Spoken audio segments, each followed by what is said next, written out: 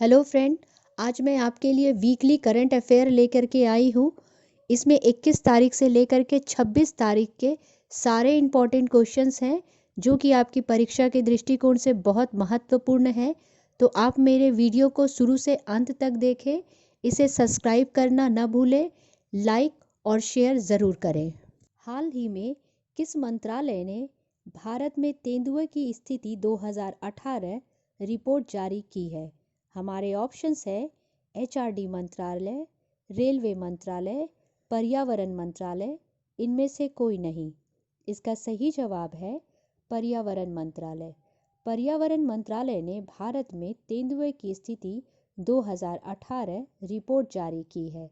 इस रिपोर्ट के अनुसार 2014 से तेंदुए की आबादी में 60% की वृद्धि हुई है। भारत में अब 12,852 तेंदुए हैं। सबसे ज़्यादा तेंदुए मध्य प्रदेश राज्य में हैं। आइए देखते हैं दूसरा प्रश्न। कांग्रेस के दिग्गज नेता मोतीलाल वोरा का हाल ही में निधन हो गया है। वे किस राज्य के 2 बार मुख्यमंत्री रहे हैं? हमारे ऑप्शंस हैं छत्तीसगढ़, मध्य प्रदेश, पंजाब, इनमें से कोई नहीं। इसका सही जवाब है मध्य प्रदेश। मध्य प्रदेश के 2 बार मुख्यमंत्री रहे कांग्रेस के दिग्गज नेता मोतीलाल वोरा का हाल ही में 93 वर्ष की उम्र में निधन हो गया है। साथ ही मोतीलाल वोरा जी 2000 से 2018 तक पार्टी के कोषाध्यक्ष भी रहे थे। इसके बाद अहमद पटेल को कोषाध्यक्ष बनाया गया था। आइए देखते हैं हमारा अगला प्रश्न। शिलांग और किसके बीच पहली सीधी उड़ान शुरू हुई है? हमारे ऑप्शंस हैं महाराष्ट्र, पंजाब, दिल्ली, इनमें से कोई नहीं। इसका सही जवाब है दिल्ली। दिल्ली से शिलांग के बीच पहली सीधी उड़ान चालू हो गई है। फ्लाई बिग ने दिल्ली और शिलांग के बीच यह सेवा शुरू की है। सीधी उड़ान 4 जनवरी 2021 से सप्ताह में 2 बार जाएगी। शिलांग एयरपोर्ट का नाम उमरोई एयरपोर्ट है। भारतीय विमानपत्तन प्राधिकरण भारत के घरेलू और अंतर्राष्ट्रीय हवाई अड्डे का प्रबंधन करता है। शिलांग मेघालय की राजधानी है और मेघालय के बारे में देखते हैं। यह पूर्वोत्तर भारत की एक पहाड़ी राज्य है। यह उत्तर और उत्तर पूर्व में असम और दक्षिण पश्चिम में बांग्लादेश से घिरा हुआ है। सत्यपाल मलिक राज्यपाल हैं और कॉनराड संगमा मेघालय के मुख्यमंत्री हैं। आइए देखते हैं हमारा अगला प्रश्न। भारत ने किस देश के साथ आभासीय शिखर सम्मेलन में 7 प्रमुख समझौतों पर हस्ताक्षर किया है? हमारे ऑप्शंस हैं वियतनाम, ताइवान, जापान, इसमें से कोई नहीं। इसका सही जवाब है वियतनाम। भारत ने वियतनाम के साथ रक्षा, वैज्ञानिक अनुसंधान, नवीनीकरण ऊर्जा, परमाणु ऊर्जा, पेट्रोल, रसायन और कैंसर के उपचार के क्षेत्रों में सहयोग के लिए 7 प्रमुख समझौतों पर हस्ताक्षर किए हैं।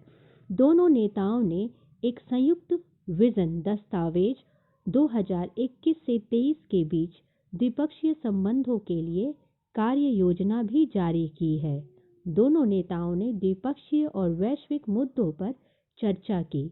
उन्होंने भारत वियतनाम व्यापक रणनीति साझेदारी पर भी चर्चा की। वियतनाम भारत की एक्ट ईस्ट पॉलिसी का एक महत्वपूर्ण हिस्सा है। तो आइए देखते हैं वियतनाम के बारे में। यह दक्षिण पूर्व एशियाई देश है। यह चीन, लाओस और कंबोडिया के साथ एक सीमा साझा करता है। यह अपनी समुद्र तटों, नदियों और बौद्ध पैगोडा के लिए जाना जाता है। इसकी राजधानी है हनोई और मुद्रा है वियतनामी डोंग। आइए देखते हैं हमारा अगला प्रश्न। किस देश के प्रधानमंत्री को लीजन ऑफ द मेरिट पुरस्कार से सम्मानित किया गया है? हमारे ऑप्शंस हैं प्रधानमंत्री नरेंद्र मोदी, बेंजामिन नेतन्याहू, जो बाइडन, इनमें से कोई नहीं। इसका सही जवाब है प्रधानमंत्री नरेंद्र मोदी। अमेरिकी राष्ट्रपति डोनाल्ड ट्रंप ने प्रधानमंत्री नरेंद्र मोदी को यूएस भारत रणनीतिक साझेदारी में उनकी भूमिका के लिए लीजन ऑफ मेरिट पुरस्कार से सम्मानित किया है। यह भारत को वैश्विक शक्ति बनाने के उनके प्रयासों और संयुक्त राज्य अमेरिका और भारत के बीच राजनीतिक साझेदारी के विकास में उनकी भूमिका के लिए दिया गया है। अमेरिकी राष्ट्रपति ने यह पुरस्कार ऑस्ट्रेलियाई प्रधानमंत्री स्कॉट मॉरिसन और जापान के पूर्व प्रधानमंत्री शिंजो अबे को भी दिया है। आइए देखते हैं हमारा अगला प्रश्न। कौन सी राज्य सरकार ने सेहत स्वास्थ्य बीमा योजना शुरू करने की घोषणा की है? हमारे ऑप्शंस हैं जम्मू कश्मीर, हरियाणा, केरल, इनमें से कोई नहीं। इसका सही जवाब है जम्मू कश्मीर। आइए देखते हैं हमारा अगला प्रश्न। कैलेंडर ईयर 2020 में ग्राहकों की सेवा में कौन से बैंक पहले स्थान पर रहा? हमारे ऑप्शंस हैं HDFC bank, ICICI bank, state bank of India, उपयुक्त सभी।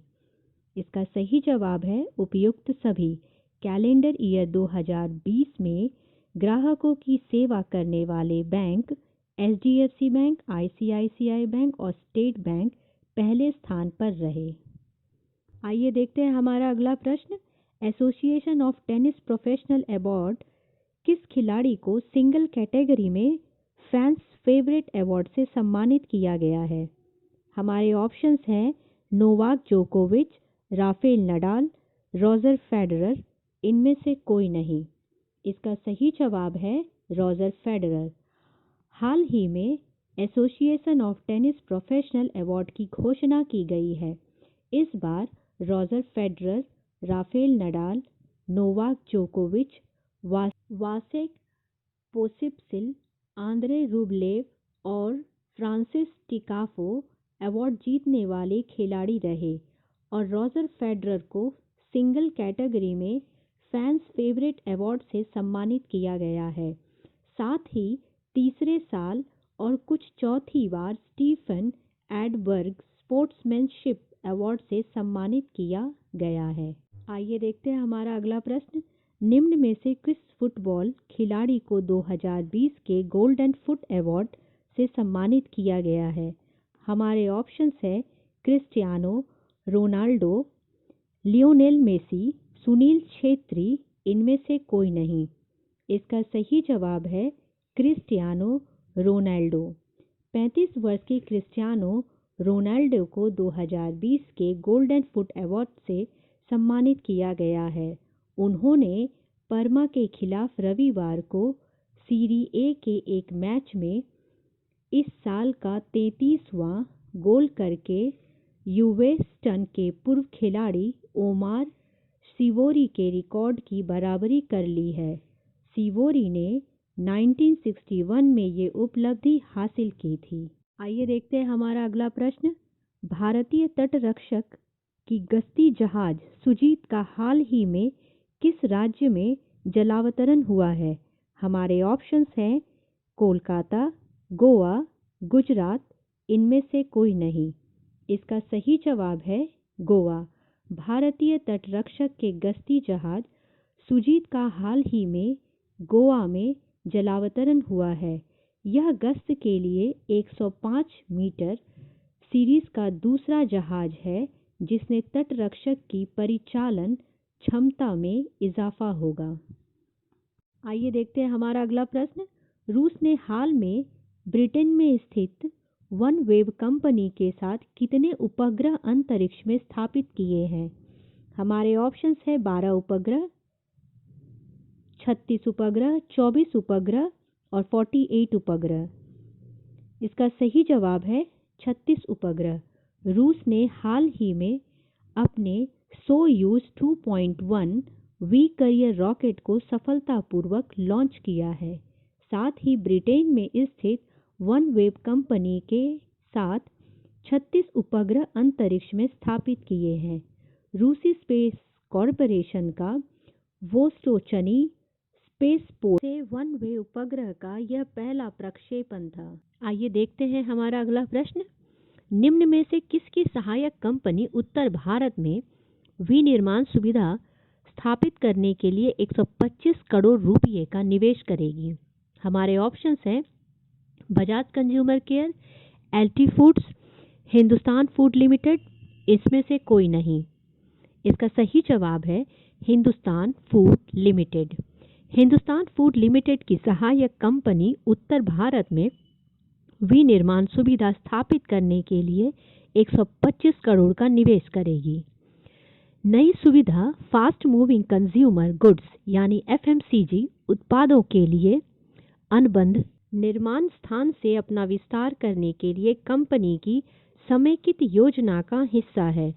सहायक कंपनी एक अग्रणी एफएमसीजी ब्रांड के लिए एक खाद्य और पेय पदार्थ विनिर्माण सुविधा स्थापित करेगा। तो आइए देखते हैं हमारा अगला प्रश्न।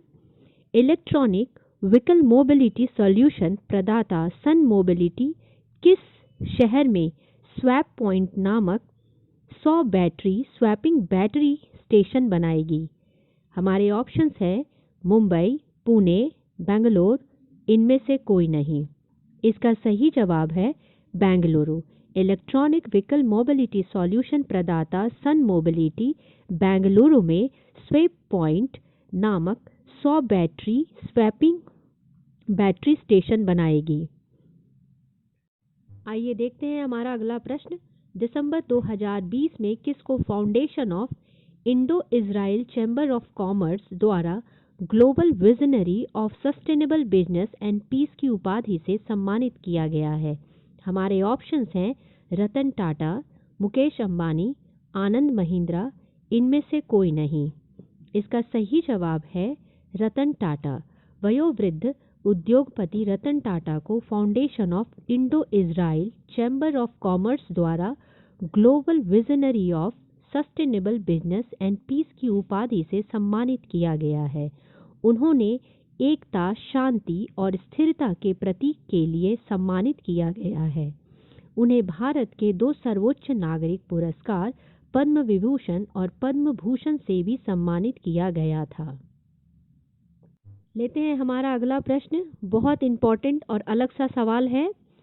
किसके द्वारा पौधा आधारित नकली अंडे की खोज ने यूएनडीपी यानी united national development programme accelerator lab India द्वारा इनोवेट 4SDG प्रतियोगिता में प्रथम पुरस्कार प्राप्त किया है? हमारे ऑप्शंस हैं प्रोफेसर बाबर अली, प्रोफेसर काव्य दसोरा, प्रोफेसर आदित्य कुमार, इनमें से कोई नहीं। इसका सही जवाब है प्रोफेसर काव्य दसोरा। प्रोफेसर काव्य दसोरा ग्रामीण विकास और प्रौद्योगिकी केंद्र IIT दिल्ली द्वारा पौधा आधारित नकली अंडे की खोज ने UNDP united national development programme accelerator lab India द्वारा इनोवेट 4SDG प्रतियोगिता में प्रथम पुरस्कार प्राप्त किया है। इस पुरस्कार में 5,000 अमेरिकी डॉलर की राशि शामिल है।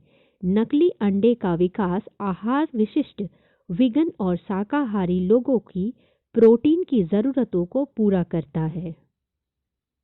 आइए देखते हैं हमारा अगला प्रश्न। देश भर में राष्ट्रीय किसान दिवस कब मनाया जाता है? हमारे ऑप्शंस हैं 21 दिसंबर, 22 दिसंबर, 23 दिसंबर, इनमें से कोई नहीं। इसका सही जवाब है 23 दिसंबर। भारत की रीढ़ के रूप में किसानों की प्रशंसा करने के लिए देश भर में 23 दिसंबर को राष्ट्रीय किसान दिवस मनाया जाता है। भारत के 5वें प्रधानमंत्री चौधरी चरण सिंह की जयंती को सम्मानित करने के लिए यह दिन चुना गया।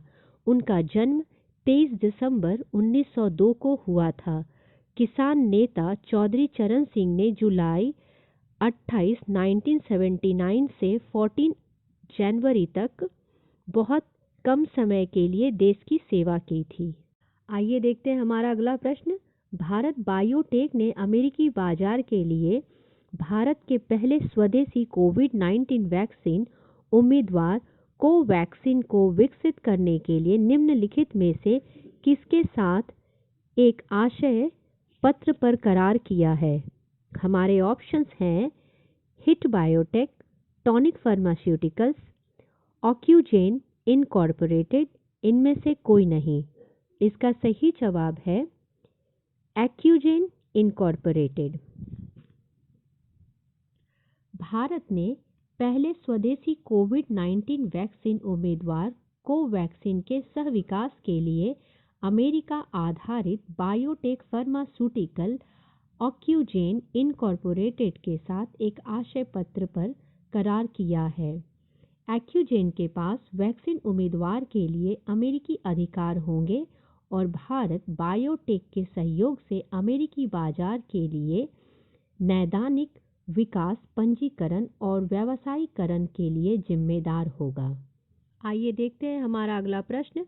दिसंबर 2020 में राजस्थान, हिमाचल प्रदेश, यूपी और आंध्र प्रदेश में सुरक्षित और हरे राष्ट्रीय राजमार्ग गलियारों के निर्माण के लिए केंद्र ने निम्नलिखित में से किसके साथ USD 500 मिलियन की परियोजना पर हस्ताक्षर किए हैं? हमारे ऑप्शंस हैं ADB, IMF, वर्ल्ड बैंक, इनमें से कोई नहीं। इसका सही जवाब है वर्ल्ड बैंक। केंद्र और विश्व बैंक ने 22 दिसंबर 2020 को USD 500 मिलियन की एक परियोजना पर हस्ताक्षर किए। इसमें राजस्थान, हिमाचल प्रदेश, उत्तर प्रदेश और आंध्र प्रदेश में सुरक्षित और हरे राष्ट्रीय राजमार्ग गलियारों के निर्माण के लिए हस्ताक्षरित किया गया है। यह परियोजना सड़क परिवहन और राज्य मंत्रालय की सुरक्षा और हरित प्रौद्योगिकियों को मुख्य धारा में लाने की क्षमता भी बढ़ाएगी। आइए देखते हैं विश्व बैंक के बारे में। इसका मुख्यालय है वॉशिंगटन DC में और इसके अध्यक्ष हैं डेविड मालपास। चलिए फटाफट आप मेरे चैनल को सब्सक्राइब कर लीजिए वरना भूल जाएंगे। इसे लाइक करना ना भूलें और अपने विचार और सुझाव हम तक पहुंचाते रहें। तो आइए देखते हैं हमारा अगला प्रश्न। किस राज्य की विधानसभा ने दिसंबर 2020 में 4063 करोड़ रुपए का अनुपूरक बजट पास किया है? हमारे ऑप्शंस हैं बिहार, उड़ीसा, उत्तराखंड और इनमें से कोई नहीं। इसका सही जवाब है उत्तराखंड।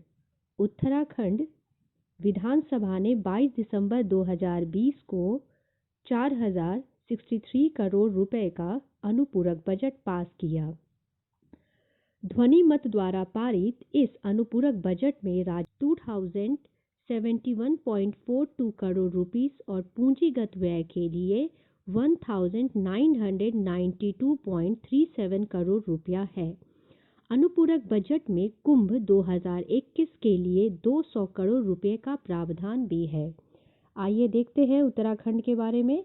मुख्यमंत्री हैं त्रिवेंद्र सिंह रावत, राज्यपाल है बेबी रानी मौर्य। दिसंबर 2020 में किस राज्य के मुख्यमंत्री ने घोषणा की कि मुख्यमंत्री आवास योजना के तहत घरों के निर्माण के लिए राज्य सरकार द्वारा सब्सिडी 2.75 लाख रुपए तक बढ़ा दी गई?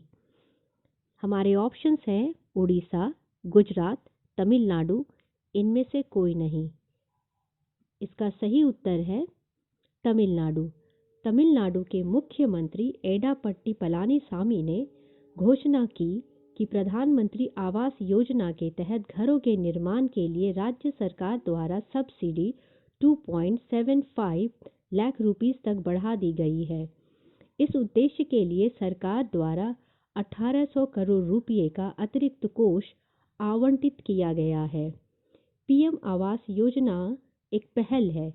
इसका उद्देश्य वर्ष 2022 तक शहरी गरीबों को किफ़ायती आवास उपलब्ध कराना है। तो आइए देखते हैं तमिलनाडु के बारे में। मुख्यमंत्री हैं एडापट्टी के पलानीस्वामी, राज्यपाल है बनवारी लाल पुरोहित, लोकसभा सीटें हैं 39। आइए देखते हैं हमारा अगला प्रश्न। National council of applied economics research NCAER ने सितंबर 2020 में अपने अनुमानित 12.6% कमी वाले वित्त वर्ष 2021 के लिए अपने GDP प्रक्षेपण को संशोधित करते हुए कितने प्रतिशत के संकुचन तक बढ़ाया है? हमारे ऑप्शंस हैं 10.3, 9.5, 8.1 और 7.3। इसका सही जवाब है 7.3। National council of applied economic research ने सितंबर 2020 में अपने अनुमानित 12.6% कमी वाले वित्त वर्ष 2021 के लिए अपने जीडीपी प्रक्षेपण को संशोधित करते हुए 7.3% के संकुचन तक बढ़ाया। भारतीय रिजर्व बैंक को उम्मीद है कि दिसंबर तिमाही में अर्थव्यवस्था की वृद्धि दर 0.1% और मार्च तिमाही में 0.7% बढ़कर 7.5% की गिरावट के साथ फाइनेंशियल ईयर 2021 समाप्त होगा। S&P ग्लोबल रेटिंग ने पिछले हफ्ते अपनी जीडीपी वृद्धि के पूर्वानुमान को संशोधित करते हुए वित्त वर्ष 2021 के अपने पूर्व के नकारात्मक 9% के पूर्वानुमान को नकारात्मक 7.7% किया। आइए देखते हैं हमारा अगला प्रश्न। दिसंबर 2020 में आदित्यनाथ दास को किस राज्य के नए मुख्य सचिव के रूप में नियुक्त किया गया है? हमारे ऑप्शंस हैं आंध्र प्रदेश, कर्नाटका, पंजाब, इनमें से कोई नहीं। इसका सही जवाब है आंध्र प्रदेश। दिसंबर 2020 में आदित्यनाथ दास को आंध्र प्रदेश के नए मुख्य सचिव के रूप में नियुक्त किया गया है। आइए देखते हैं हमारा अगला प्रश्न। कितने लाख रुपये से अधिक के मासिक कारोबार वाले कारोबारियों को अपने जीएसटी दायित्व को कम से कम 1% नकद में अनिवार्य रूप से भुगतान करना होगा? हमारे ऑप्शंस हैं 50 लाख, 40 लाख, 30 लाख, इनमें से कोई नहीं। इसका सही जवाब है 50 लाख।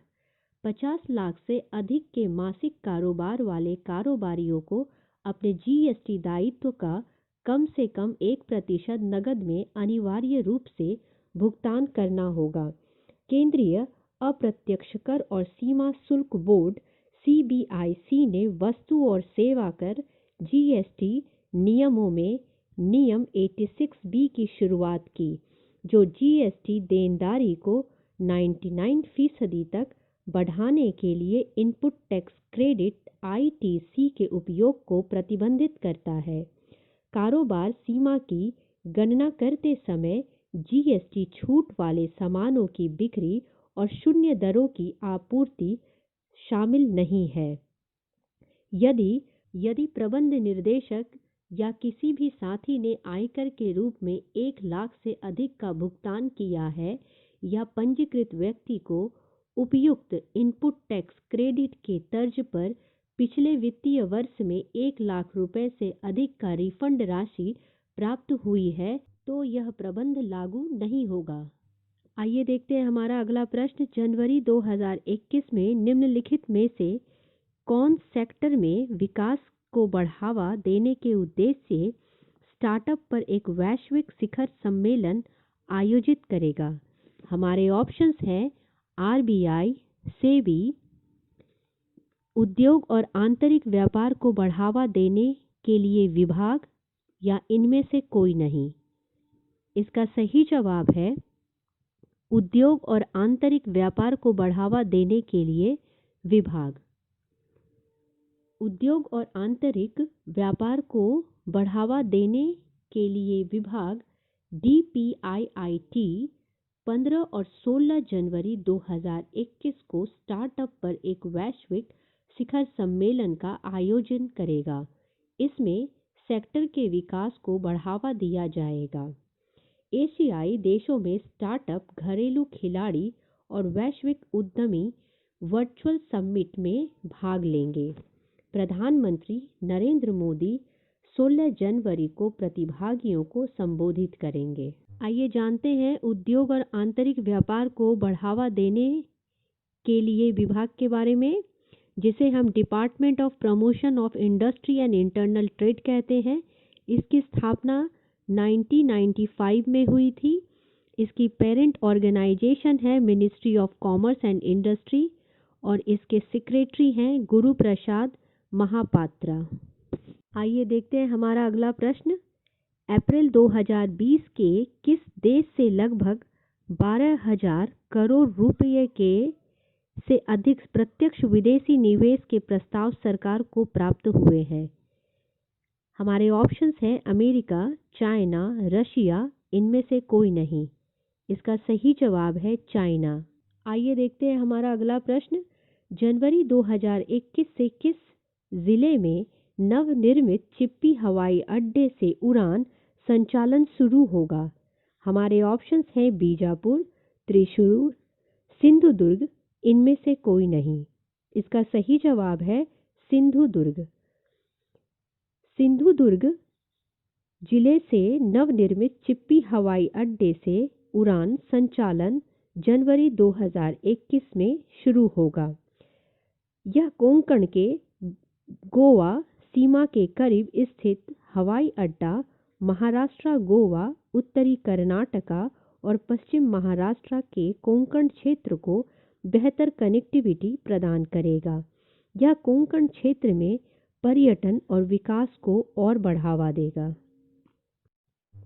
उत्तर प्रदेश सरकार ने किस जिले में 100 ग्राम पंचायतों को मॉडल गांव के रूप में विकसित करने का निर्णय लिया है?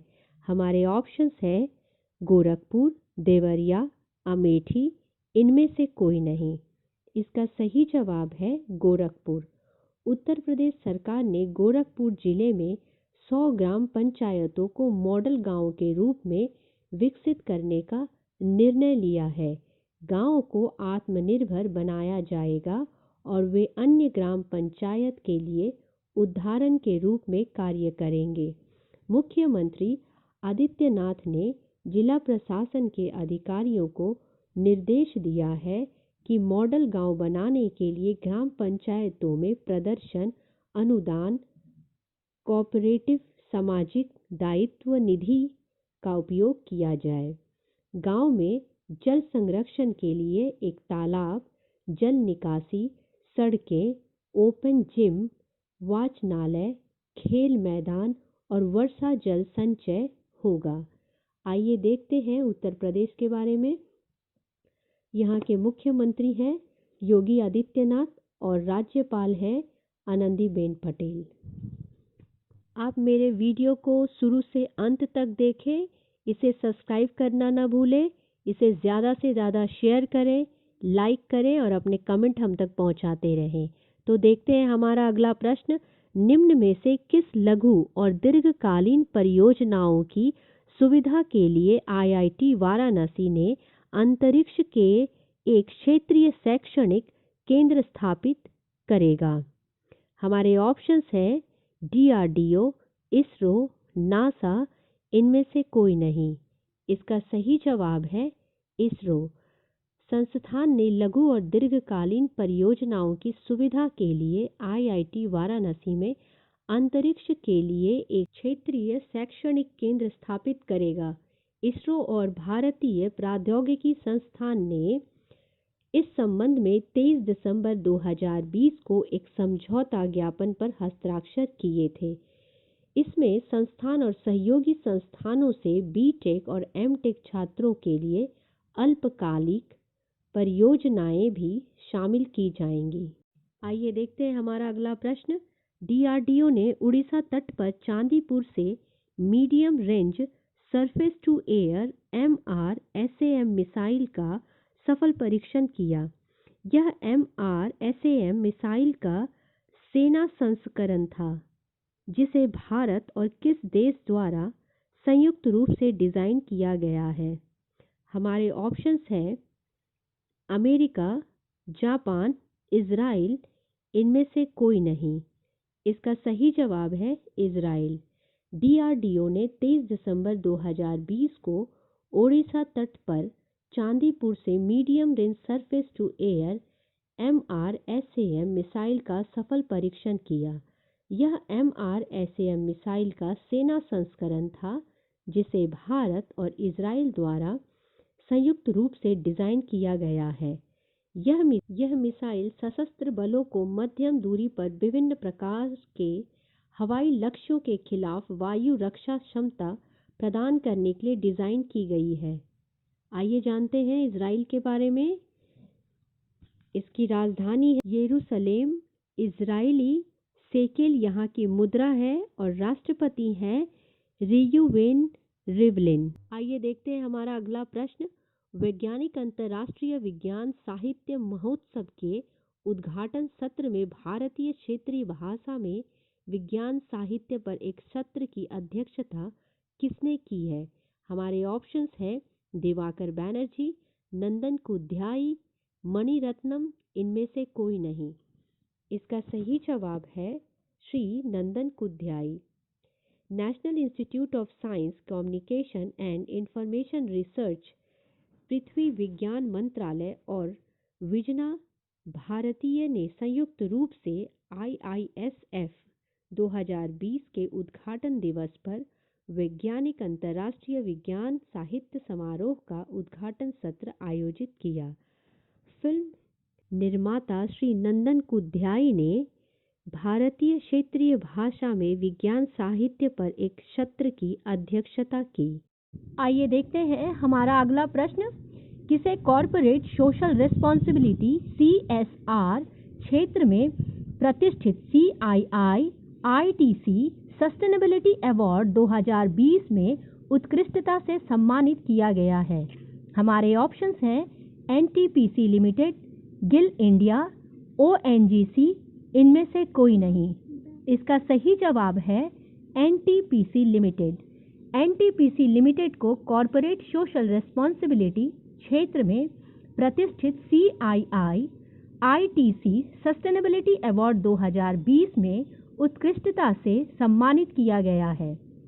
NTPC को कॉर्पोरेट एक्सीलेंस श्रेणी में सम्मानित किया गया है, जो महत्वपूर्ण उपलब्धि के लिए प्रशंसा है। यह CSR क्षेत्र में CII ITC द्वारा प्रदत्त सर्वोच्च पुरस्कार है। NTPC कॉर्पोरेट उत्कृष्टता श्रेणी में पुरस्कार प्राप्त करने वाला एकमात्र सार्वजनिक उपक्रम है। आइए देखते हैं हमारा अगला प्रश्न। किसे एसोचैम के नए अध्यक्ष के रूप में नियुक्त किया गया है? इसका सही जवाब है विनीत अग्रवाल। विनीत अग्रवाल को associated chamber of commerce and industry of India ASSOCHAM के नए अध्यक्ष के रूप में नियुक्त किया गया है। वह भारतीय परिवहन निगम के प्रबंधन निर्देशक हैं। उन्होंने निरंजन हीरानंदानी की जगह ली, जो हीरानंदानी ग्रुप ऑफ कंपनीज के MD है। सुमन सिन्हा ने एसोचैम के नए वरिष्ठ VP के रूप में पदभार संभाला है। वह रिन्यू पावर के अध्यक्ष और प्रबंधन निर्देशक हैं। आइए जानते हैं एसोचैम के बारे में। यह भारत की एक गैर सरकारी व्यापार संघ है जो 1920 में स्थापित किया गया था। इसका उद्देश्य घरेलू और अंतर्राष्ट्रीय व्यापारों को बढ़ावा देना है, जिसका मुख्यालय नई दिल्ली में है। आइए देखते हैं हमारा अगला प्रश्न। किस नए वेब पोर्टल और मोबाइल ऐप को सुशासन दिवस पर जारी किया गया है? हमारे ऑप्शंस हैं ई संपदा, ई गंगा, ई सरस्वती, इनमें से कोई नहीं। इसका सही जवाब है ई संपदा। ई संपदा नए वेब पोर्टल और मोबाइल ऐप को सुशासन दिवस पर जारी किया गया है। लेते हैं हमारा अगला प्रश्न। तसोकर वेटलैंड परिसर को किस सूची में जोड़ा गया है? हमारे ऑप्शंस हैं Ramsar site, heritage site, IUCN, इनमें से कोई नहीं। इसका सही जवाब है रामसार साइट। तसोकर वेटलैंड परिसर को रामसार साइट सूची में जोड़ा गया है। Centre for business and economic research के अनुसार भारत किस वर्ष तक विश्व की 5वीं सबसे बड़ी अर्थव्यवस्था होगी? हमारे ऑप्शंस हैं 2023, 2025, 2024, इनमें से कोई नहीं। इसका सही जवाब है 2025। Centre for business and economic research के अनुसार भारत 2025 तक 5वीं सबसे बड़ी अर्थव्यवस्था होगी। अगर आपको मेरा वीडियो अच्छा लगता है तो प्लीज़ आप इसे सब्सक्राइब करें, जितना ज़्यादा हो सके इसे शेयर करें और अपने विचार हम तक पहुंचाते रहें। धन्यवाद।